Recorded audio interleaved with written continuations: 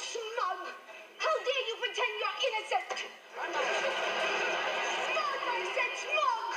Last night this wino cornered me at a bingo game and tried to do a number on me!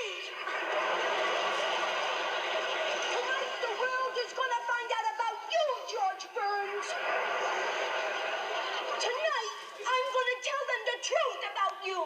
Tonight, I am going to let it all hang out!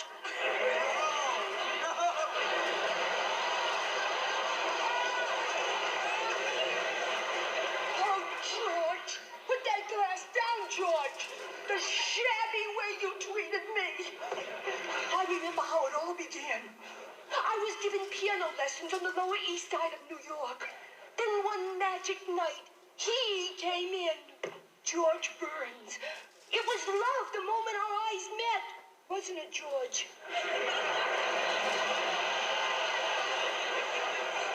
The first time I saw him, I had a lump in my throat. That's more than I can say for your chest. Hey, quiet! Soon our romance developed, ladies and gentlemen. But I discovered that George wasn't the greatest lover in the world. In fact, he had a mean streak in him. Most men will cover your face with kisses. He covered mine with a burlap bag. So I am here tonight to say to you, George Burns, and to the world, that tonight our romance is over. George Burns, I am turning my back on you. Don't face me.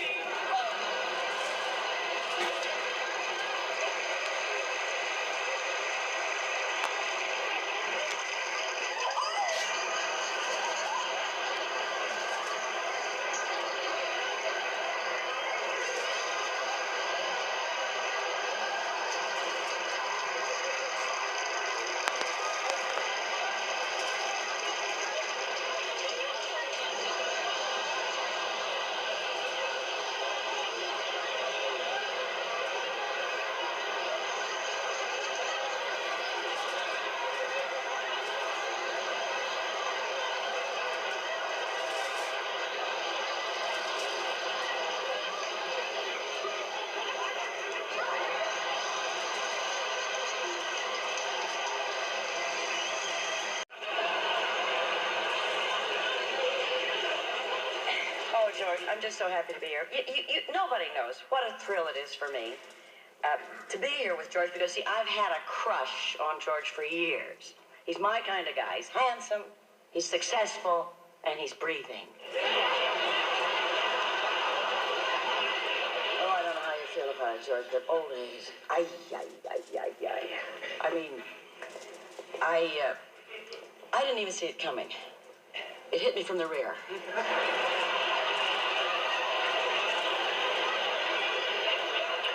One morning and it is over. Everything's gone. The hair on the top of my head is so thin. The part is on the roof of my mouth.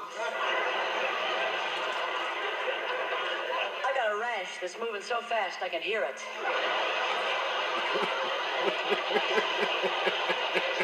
My G string is clear down to D flat. And you know, as you get older, you get so damn dry and brittle. I may not pass out at all. I may just flake away.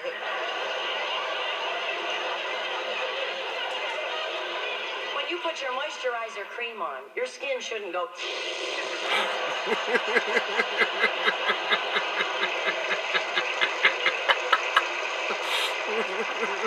Heard of water on the knee? Get ready. I have gas.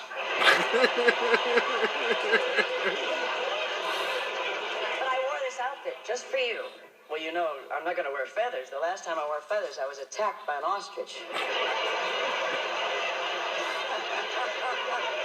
You know, if I didn't wear contacts, I wouldn't know where I was. I could be playing the men's room. One night they let me.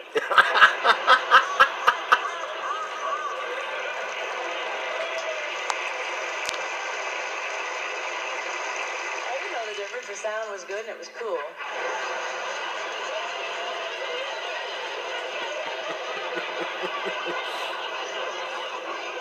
So sick of getting my bras back from the laundry marked flat work. Hey, you talk about flat. I got my chest sunburned and my back peeled. You want to know what else? I've had such rotten luck with men. I had this one guy. Oh, big, huge, hairy, dumb. Went ice fishing. Came home with 50 pounds of ice.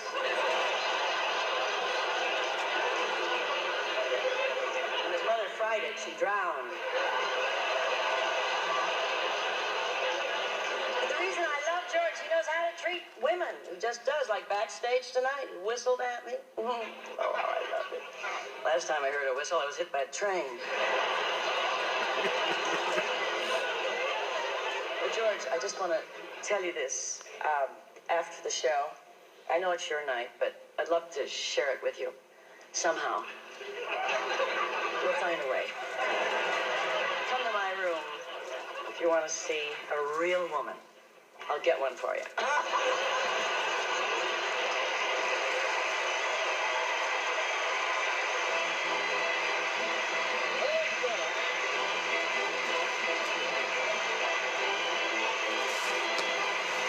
Thank you, Dean. Thank you very much.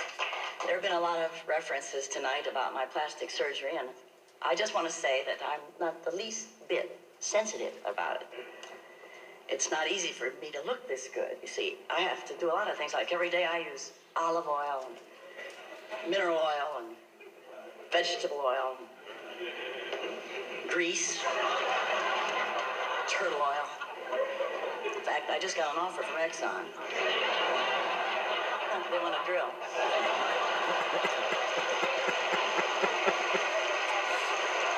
I admit that I had my skin tightened. Everybody knows that. I'm not saying how much.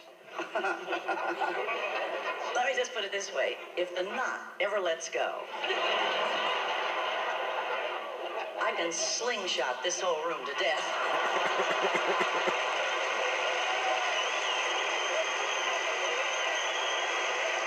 I'm really so thrilled to be here in honor of my good friend, Betty White. Betty has everything that Miss America has. Unfortunately, they served her child's portions. If it wasn't for her hickey, she'd have no figure at all. Now, actually, Betty is a homebody. Of course, with a body like hers, you ought to stay home.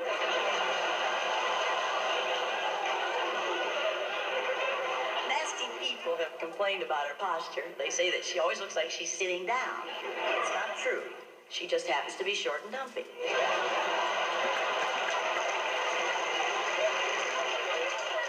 I could have had my own show.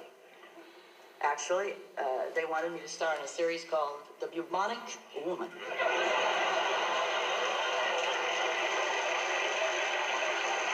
I wish you lots of good luck with your show. And I just don't have a jealous bone in my body, and I want you to know that. Besides all the other things my plastic surgeon did, he had me filleted.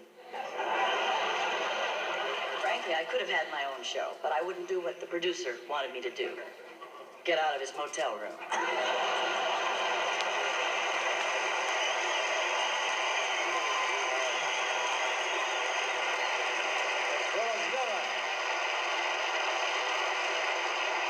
Enjoy doing your new show. For you, makeup will be easy. Me, well, I have to sit in a makeup chair for 6 hours. Without makeup, I look like Robert Redford.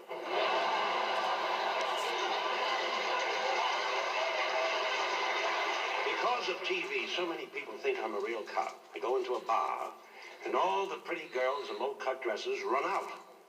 That's why I went in there in the first place. I know I'm at the age when a guy wants to retire, but not at everything. After all, I'm not dead. I just need a tune-up.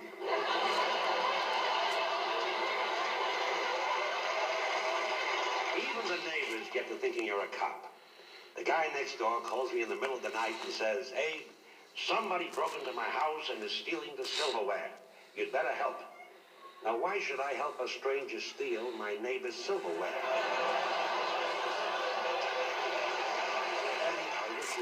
lots of good luck on this show. And I say, let's get violence off the street and back in marriage where it belongs.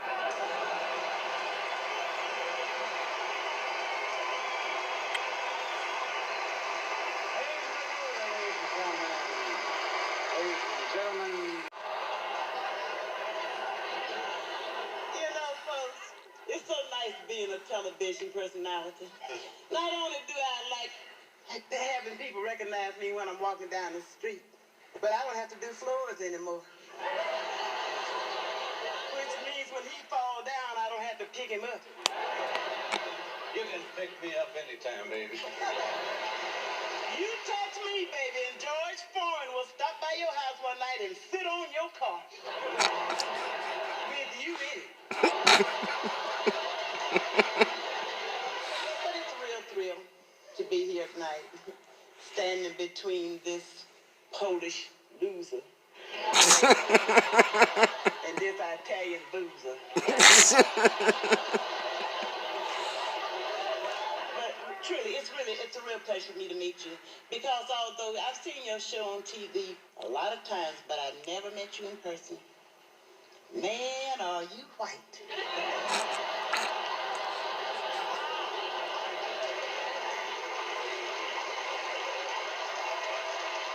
And let me tell you another thing. You more than just white. You 5 feet 10 inches worth of chalk. Which means that we could make a terrific team, because everybody knows that chalk goes good with a blackboard, honey. Black broad. Oh, sorry. That's a board. Cool it, you Sicilian sex machine. And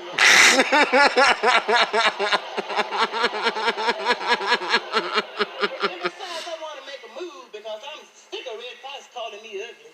I hear what you're saying, Jimmy Walker. I am not ugly. I've just picked an unusual way of being beautiful.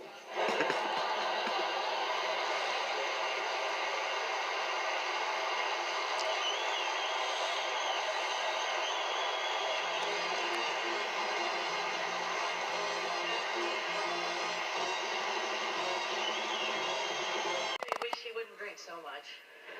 And Dean claims he only drinks when he smokes. Right now he's up to 8 cartons a day. You love my dress? I got lucky. Milton's wearing a tux tonight. But Dean, I know why you invited me here tonight. Just to stand up here and take cheap shots at a lovely, successful girl like Valerie Harper. Thank you, Dean.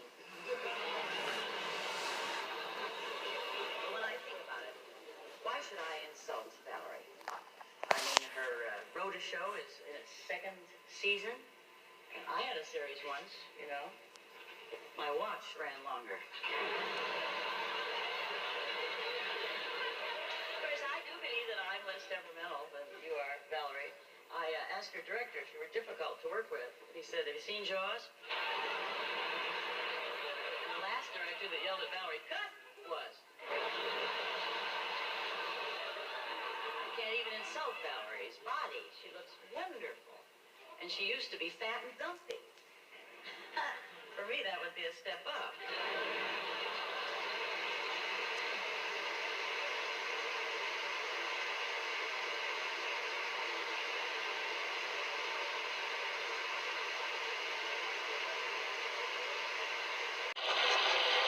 I really fussed for you, Beaverface. It's a great pleasure for me to be here to honor Peter. As you know, folks, he and I have been on Hollywood Squares together for a long time. I'll tell you how long.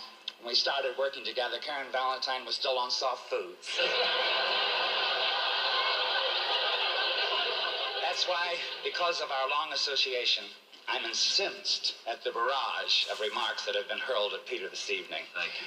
They've been vicious, they've been obnoxious, and they've been hilarious.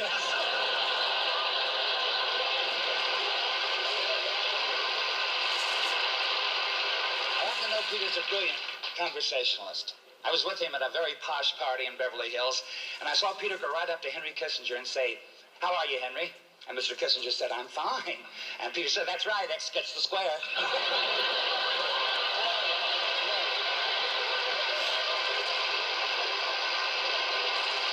As a home of myself, I just can't stand the way Peter's singing and dancing have been maligned. Why, when he sings that Mother McCree, I cry. It's that bad. Before I go, Peter, I just want to tell you something. Everybody's been putting you down tonight, and of course they really don't mean it. I do.